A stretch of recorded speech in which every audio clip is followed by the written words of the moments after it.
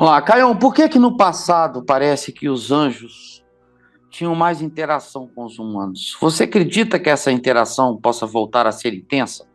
Paulo Eu fala acho que que ela nossa nunca luta é parou, né? contra os... Hã? Ela nunca parou. É que também é gente nova que chegou aqui agora. Quem são os anjos, Braulio? Você que está comigo há quase 13 anos. Quem são os anjos? Ele fala que Se Paulo você... fala que nossa luta é contra Eu principados e sei, não estou potestades. falando da Bíblia, eu estou falando do Braulio com o Caio, aqui embaixo, no Papo de Graça, há 12 anos, Hum, quase 13.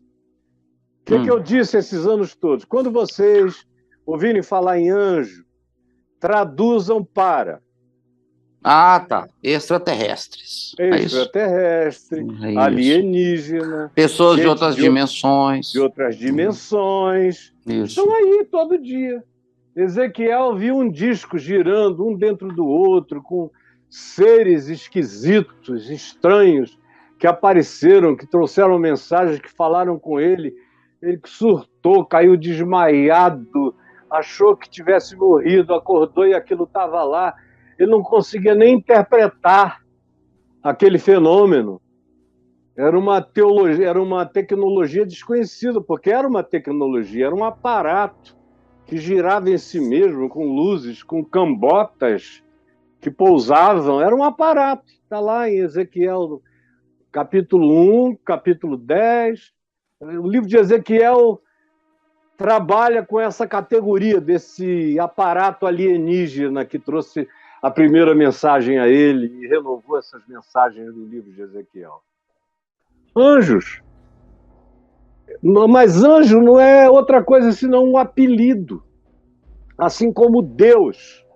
É um apelido. É um apelido para o Supremo Absoluto. Para o Supremo Absoluto, que eu chamo aqui, na minha língua, com origem latina, de Deus. Deu. Só lhe deu glória. Ou chamaria de Theo, se fosse grego. Ou chamaria de Gá, se fosse inglês. Ou chamaria de God, se fosse alemão. Ou chamaria de Alá, se fosse em árabe. São apelidos. Anjo também é um apelido. Por quê? Porque sempre que esses caras apareciam, eles traziam mensagens. Eles têm poder de ficarem parecidos com os humanos, alguns deles têm o poder do transformoseamento, eles têm o poder da multiforme expressão. Alguns deles são amorfos, com o potencial de tomarem novas formas. Eles podem virar chama de fogo, podem virar relâmpago, podem parecer com gente, podem se expressar como um animal, podem se manifestar como eles queiram. Alguns deles, eles não são todos iguais, são naturezas diferentes. E quando você vai ficando meio especialista nisso, de tanto ler a Bíblia, com esses olhos observadores, você vai vendo que o Velho Testamento inteiro está cheio de interação com esses seres de outra dimensão, que a gente chama de anjo, arcanjo, querubim, serafim, seja lá o que seja. Mas são apenas apelidos humanos, são antropomorfismos que a gente usa no sentido de dar uma significação àquele ser que eu não sei quem é nem de onde vem, e que, por ser um mensageiro de Deus, eu chamo de Gabriel, porque significa isso, ou eu chamo de Miguel, porque é um príncipe poderoso, e chamo de anjo quando diz, olha, o Senhor mandou te dizer isso. O que é isso? É mensageiro, é o que a palavra anjo significa. Arcanjo é um mensageiro de um nível superior, de mais poder, como os principados, as potestades, já são civilizações angelicais, mas angelical é uma palavra bíblica, porém inadequada para a nossa sociedade entender do que se trata. E aí, quando se fica pensando em anjinho barroco, parece que houve uma interrupção no contato. Agora, nunca houve tanta gente avistando anjo como agora, só que não é anjo de reunião de oração, que entra como um garçom de reunião de oração com uma salva de pratas e maçãs de ouro, dando dons para os crentes. Não. Eles passam voando nos céus para lá e para cá. O exército americano viveu 70 anos tentando esconder isso, agora já declarou que não dá mais para esconder, porque o negócio se transformou numa coisa totalmente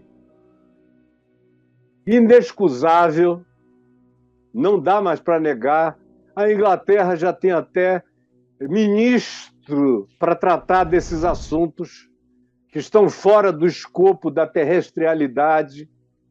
A União Soviética já vem nessa pesquisa há décadas, a Europa inteira, e tem gente de uma ousadia enorme, das mais altas patentes, dizendo que essas criaturas, muitas delas inclusive finitas e mortais, porque existe aquela categoria de anjos que são feitos de uma energia não deteriorável. Mas existem outras categorias alienígenas ou de anjos que parecem muito com a gente e que os que já os examinaram até, que morreram em acidentes, dizem que tem o DNA completamente humano. São esses cinzas, que provavelmente sejamos nós voltando do futuro. Um dia a gente vai descobrir o tamanho da nossa ignorância. Agora, tem tronos, soberanias, poderes. São 9 categorias a 10 categorias, mais ou menos o mesmo tanto de categorizações dimensionais da teoria das cordas no ambiente da mecânica quântica. 10 segmentos, 9 segmentos de mundos paralelos, sem falar nos outros mundos, nos multiversos. Então, a interação está aí. O que tem de gente também sendo abduzida. E hoje em dia, os estudiosos do fenômeno dizem que tem seres do bem e seres do mal. Ou seja, eles já estão usando a linguagem de anjos, dizendo tem uns que são genuinamente angelicais, querem o bem humano, mas tem outros que são perversos das trevas, que querem o mal. Isso eu estou falando de gente que não tem nada a ver com religião, que só está estudando o fenômeno. E o fenômeno é abundante. Eu que me intero dele todo dia eu sei de 1, 2, 3 coisas novas. E eu venho estudando isso há uns 45 anos direto. E antes de me converter, eu já estudava isso porque eu vi. Então, meu querido, eu não estou falando do que eu só leio. Eu vi, eu junto aos pedaços, eu sei o que eu estou te dizendo, não tenho nenhum medo de estar enganado. Agora, no passado, a linguagem era outra, e a linguagem do passado foi sepultada no dilúvio. É do dilúvio para cá que essas grandes manifestações angelicais, cruzamento e hibridizações de seres angelicais com seres humanos, seres extraterrestres, os vigilantes, os Benai Elohim, como você quiser chamar, com as mulheres humanas, o dilúvio acabou com isso, e a Epístola de Judas, a segunda Epístola de Pedro e o livro de Enoque,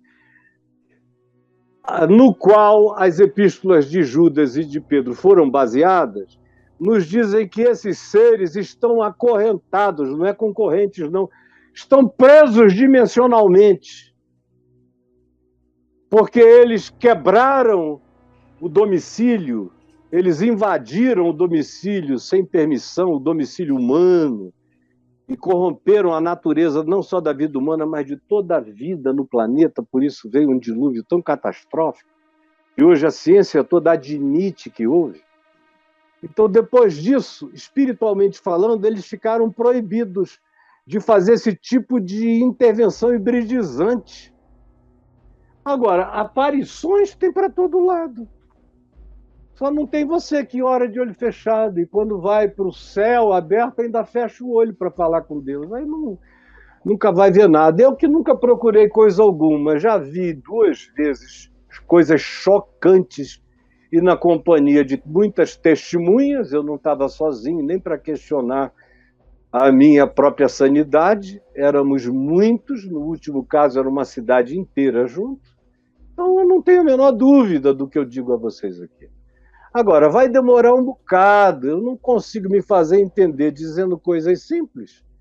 Essa aí vai demorar mais 50 anos para todo mundo dizer, cara, não é que o Caio naquele tempo já sabia que isso tudo era assim? Aí eu espero, né? Não vou estar aqui, mas meus filhos vão ver, meus netos também, dizer, o vovô só deu tiro na mosca.